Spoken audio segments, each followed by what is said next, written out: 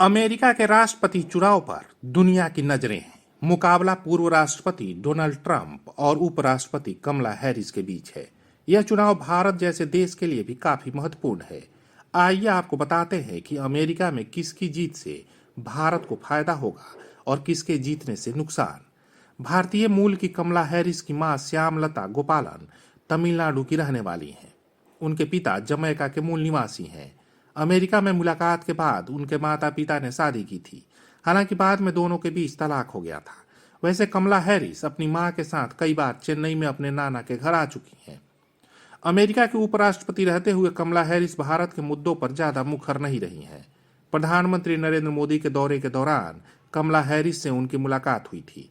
तब भी उनके साथ कोई बेहतरीन केमिस्ट्री नहीं दिखी थी। जबकि राष्ट्रपति जो बाइडेन का प्रशासन कई घरेलू मुद्दों को लेकर भारत के खिलाफ बयानबाजी करता रहा है। भारत में अल्पसंख्यकों और मानवाधिकार को लेकर अमेरिकी मंत्रियों ने कई बार यहां के लोकतंत्र पर सवाल भी खड़े किए हैं। सबसे अहम बात यह है कि कमला हैरिस कश्मीर को लेकर विवादित बयान दे चुकी हैं। साल 2019 में भारत ने जम्मू कश्मीर को विशेष राज्य का दर्जा खत्म कर संविधान का आर्टिकल 370 निरस्त किया था।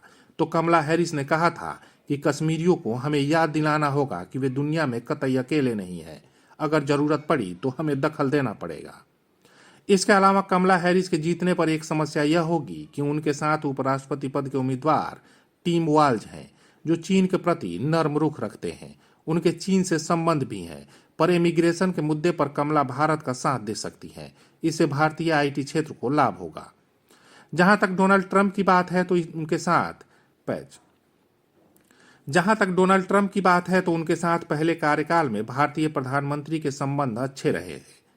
प्रधानमंत्री मोदी से वह जितनी बार मिले पूरी गर्मजोशी के साथ मिले हैं। वह कई बार प्रधानमंत्री मोदी की तारीफ भी कर चुके हैं और उनको अपना दोस्त भी बताते रहे हैं। ऐसे में ट्रंप के राष्ट्रपति बनने पर भारत की आईटी कंपनियों के लिए रास्ते खुलने की संभावना रहेगी, क्योंकि वे व्यापार में चीन को लेकर सख्त नीति की हिमायती रहे हैं। इसलिए वह चीन के मोस्ट फेवर्ड नेशन का दर्जा भी समाप्त कर सकते हैं। ट्रंप के आने पर चीन पर अमेरिका की निर्भरता घटाई जाएगी, जिसका फायदा भारत को मिलेगा। विदेश मामलों के जानकार यह भी मानते हैं कि जो बाइडेन के मुकाबले ट्रंप भारत के अंदरूनी मामलों में कम दखलंदाजी करेंगे। बाजार के जानकार एक बात जरूर कह रहे हैं कि ट्रंप के राष्ट्रपति बनने पर ब्याज दरों के साथ ही सोने की कीमतें और विश्व स्तर पर अमेरिकी डॉलर ज्यादा मजबूत हो सकते हैं। इसके अलावा कच्चे तेल की कीमतें घट सकती हैं। तेल की कीमतें घटने का सीधा लाभ भारत को मिलेगा। आज के लिए बस इतना ही। धन्यवाद।